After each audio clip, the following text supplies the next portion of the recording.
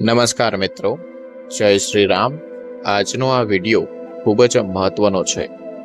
આ વિડીયો લાલ કિતાબના જ્યોતિષીનો ઉપાય ઉપર રહેવાનો છે, એટલા માટે વિડીયો છેલ્લે સુધી જોવા વિનંતી. અને વિડીયોને લાઈક કરજો અને ચેનલને સબસ્ક્રાઇબ કરજો. તો મિત્રો, લાલ કિતાબ વિશે બહુ ઓછા લોકો જાણે છે, કારણ કે તેના વિશે જાણનાર કોઈ પણ વ્યક્તિ તેના વિશે બધાને કહેતો નથી.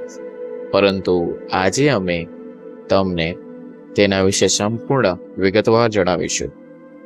તો ચાલો જાણીએ આ ઉપાયો. 1 નંબર, કપાળ પર ચંદન અથવા કેસરનો તિલક લગાવો. આ ઓછામાં ઓછા 43 દિવસ સુધી કરો. 2 નંબર જોઈએ, સવારે અને સાંજે ઘરમાં કપૂર સળગાવો અને સુગંધિત વાતાવરણ જાળવી રાખો. 3 નંબર જોઈએ, ચાંદી અથવા તાંબાના ગ્લાસમાં જ પાણી પીવો. જો હવામાન ઠંડુ હોય તો કોપર ગ્લાસનો ઉપયોગ કરો.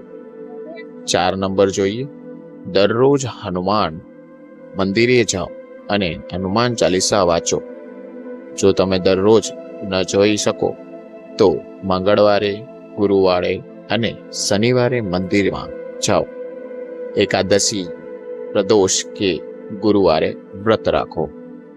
5 નંબર જોઈએ, મધને માટીના વાસણમાં ભરીને તેને ઢાંકીને ઘરમાં યોગ્ય જગ્યાએ રાખો. 6 નંબર જોઈએ, દેશી ગોળ ઘરમાં રાખો અને સમયાંતરે તેને થોડાક ખાતા રહો.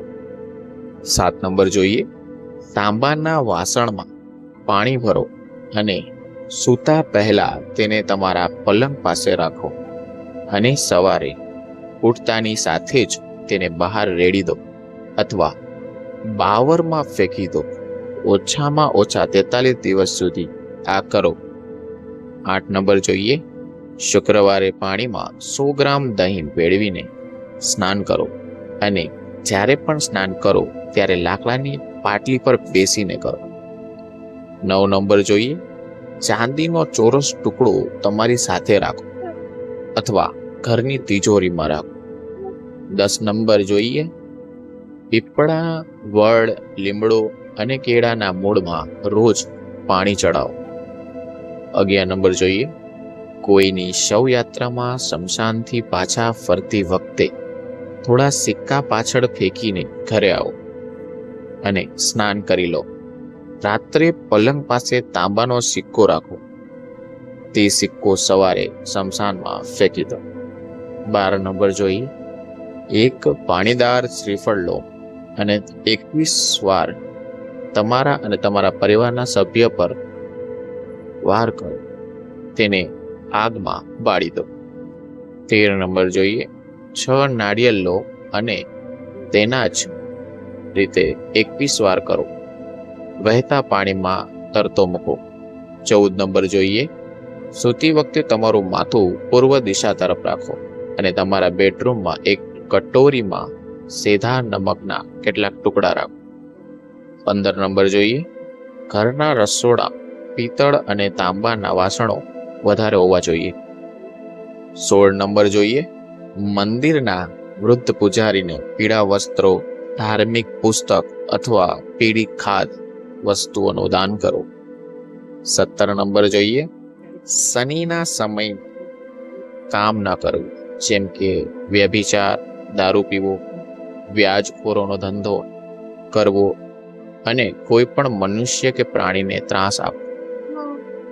18 નંબર જોઈએ, નવરાત્રી અથવા તો બુધવારના દિવસે કન્યાઓને લીલા વસ્ત્ર અને લીલી બંગડીઓનું દાન કરો અને તેમને ખવડાવો.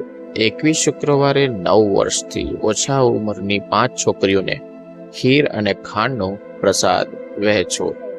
19 નંબર જોઈએ, તાંબાના સિક્કામાં છિદ્ર કરીને તેને લાલ કે સફેદ દોરાથી બાંધો અને ગળામાં પહેરો.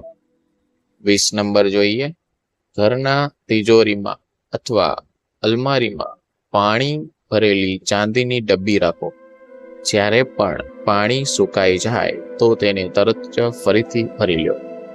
21 નંબર જોઈએ. ઘરમાં એક નાની પથ્થરની વાટકી રાખો. 22 નંબર જોઈએ. વાસ્તુ પ્રમાણે ઘર બનાવો. જો તે વાસ્તુ પ્રમાણે ના બાંધ્યું હોય તો તેને સુધારી લો. ઘરમાંથી વાસ્તુ દોષ દૂર કરવા માટે કપૂર ખૂબ જ જરૂરી છે. જો દાદરા, ટોયલેટ કે દરવાજાની ખોટી દિશાએ બનેલો હોય તો દરેક જગ્યાએ એક કપૂરની બટ્ટી રાખો. ત્યાં રાખવાથી આવેલા કપૂરની ચમત્કાર રીતે વાસ્તુ દોષ દૂર કરશે. 23 નંબર જોઈએ. તમારી જાતને કે અન્ય પ્રત્યે કટુ વચન ના બોલો. જૂઠું બોલશો નહીં. ઘરેલું વિવાદ ટાળો. મનમાં ખરાબ વિચાર ન લાવવો. હંમેશા હકારાત્મક વિચાર કરવો. જો આ વિડીયો તમને પસંદ આવ્યો હોય તો વિડીયોને લાઈક કરજો, ચેનલને સબસ્ક્રાઇબ કરજો અને બાજુમાં આપેલા બેલ આઇકોનને પ્રેસ કરીને ઓલ ઉપર સિલેક્શન કરી લેજો, જેથી તમને વિડીયોની નોટિફિકેશન સૌથી પહેલા મળતી રહે. અને કમેન્ટ બોક્સમાં જય શ્રી રામ જરૂરથી લખજો. વિડીયો છેલ્લે સુધી જોવા બદલ આપનો ખૂબ ખૂબ આભાર.